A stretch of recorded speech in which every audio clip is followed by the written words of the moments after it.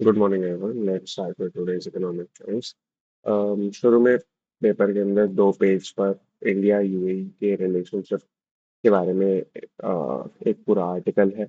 बहुत ही बड़ा आर्टिकल है और मतलब इसके अंदर ऐसा कोई डायरेक्ट न्यूज़ नहीं है। इट्स जस्ट दुबई के जो चीफ है वो इंडिया आ रहे हैं 8 अप्रैल एंड 9 अप्रैल के लिए।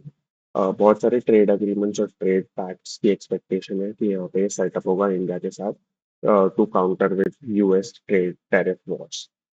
फर्स्ट न्यूज पे चलेंगे। Donzilla crushes markets. Donzilla is basically Donald Trump के जो टैरिफ वॉर है उनके बाद मार्केट्स पे क्या असर हो। मार्केट सब गिरे हैं। कल आपने इंडियन मार्केट में देखा होगा 3-4% से गिरा है पूरा। और बहुत ही शुरू में लाइक गैप डाउन ओपनिंग हुई थी तो शुरू में ही मार्केट गिर गया था।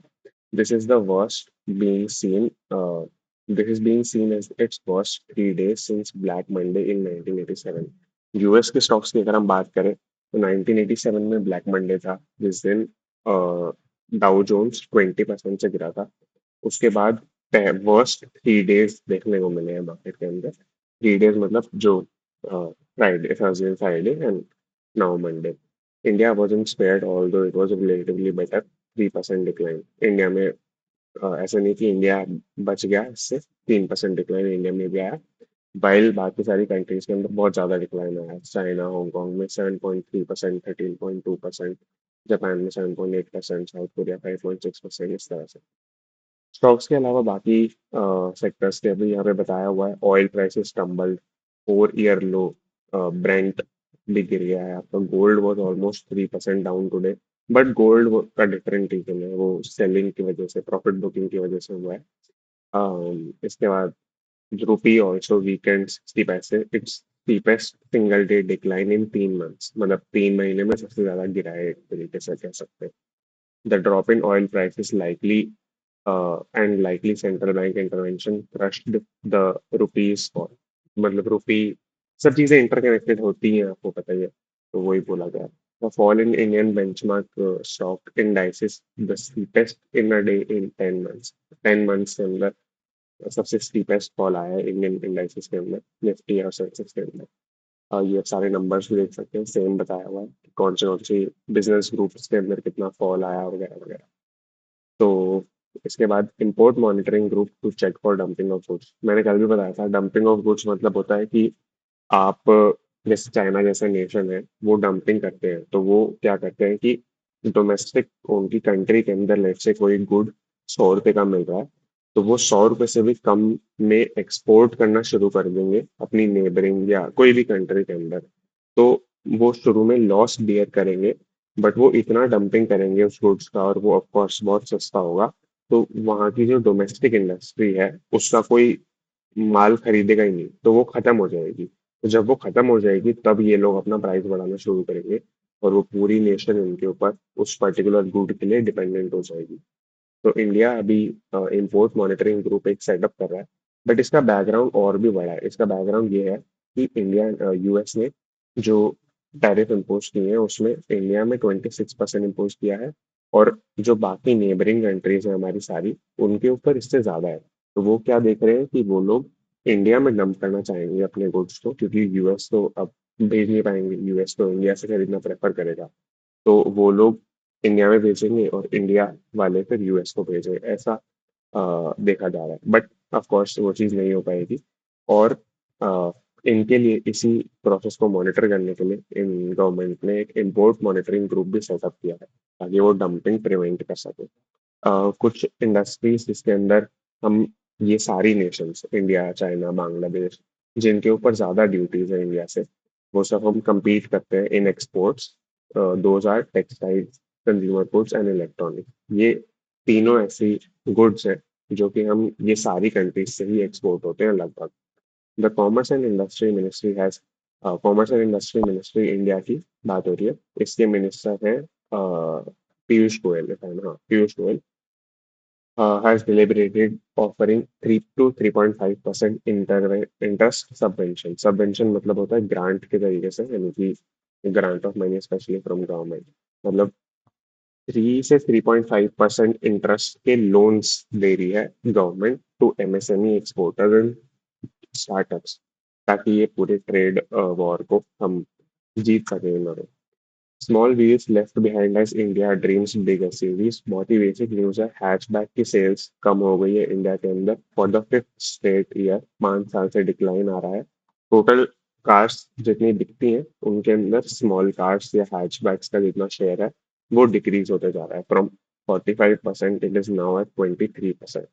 और इंडिया एसयूवीज ज्यादा खरीद रही है, वो सेम प्रपोर्शन में बढ़ गया है इन 5 सालों के अंदर, from 26% to 54% market share in total number of cars. अगर किसी को हैचबैक नहीं पता है, हैचबैक इज बेसिकली छोटी गाड़ी जिसका डिग्गी खुलता है, पीछे से रियर डोर ऊपर की तरफ खुल के आप उसमें सामान रख सकते हैं। Indian stem students fear the exit option in US. तो क्या होता है, इंडियन स्टेम स्टूडेंट मतलब होता है science technology engineering and mathematics student. जो ये लोग पढ़ने गए हैं, स्टूडेंट्स की तरह गए हैं यूएस, उनको F1 या M1 स्टूडेंट वीजा मिलता है। और उनको अ, हर स्टूडेंट को 1 साल का ऑप्शनल पीरियड मिलता है, ऑप्शनल प्रैक्टिकल ट्रेनिंग, जिसके अंदर 1 साल के अंदर वो परमानेंट जॉब ढूंढ सकता है, ताकि उसको वर्क वीजा में वो शिफ्ट कर सके और यूएस में अपना स्टे कंटिन्यू कर सके। टेम स्टूडेंट्स को 2 साल के लिए और मिलता है। तो अभी वहाँ पे ये रिविजन लाने की ये लोग ट्राई कर रहे हैं कि ऑप्शनल ट्रेनिंग पीरियड को ये लोग हटा देंगे। अगर वो हटा देते हैं तो उनको बहुत कम टाइम मिलेगा जॉब ढूंढने के लिए, और उनको स्टडीज के साथ साथ ही अपनी जॉब ढूंढनी पड़ेगी। नहीं तो उनको वर्क वीजा नहीं मिलेगा और उनको वापस आना पड़ेगा। बहुत बेसिक सी न्यूज़ है ये वाली, यहाँ पे हमने सब कवर कर लिया। अब आगे चलते हैं। अच्छा, ये पॉलिटिकल न्यूज़ है बट इसके अंदर मैं एक कवर करूंगा यहाँ पर। हाँ, amid tariff war Jaishankar and Rubio discuss trade pact. तो रूबियो वहाँ के यूएस के सेक्रेटरी हैं, ट्रेड सेक्रेटरी। इन्होंने और जयशंकर की एक फोन कॉल हुई है जिसके अंदर ये लोग ट्रेड पैक्ट्स डिस्कस कर रहे हैं। ऑल्दो यहाँ पे डायरेक्टली नहीं लिखा है कि किस सेक्टर के अंदर क्या बात कर रहे हैं। और यहाँ पे अलग सी चीजें लिखी है कि क्या क्या बातें करी उन्होंने। Exchange perspectives on the Indo Pacific, Indian सब कॉन्टिनेंट, मिडल ईस्ट वगैरह वगैरह एंड कैरेबियन। बट इसमें कुछ लिखा नहीं है कि किस चीज के ऊपर ट्रेड एग्रीमेंट एक्सपेक्ट किया जाए वगैरह वगैरह। आगे चलते हैं अगेन। ये एडिटोरियल सेक्शन है, ये आप पढ़ सकते हैं। हाँ, यहाँ पे petrol diesel duty raised, no change in pump prices. Petrol और डीजल के ऊपर ड्यूटी बढ़ा दी गई है, ₹2 पर लीटर। बट उनको पेट्रोल पंप के प्राइसेस को इंक्रीज करने का अलाउ नहीं किया गया है अभी तक मोस्टली।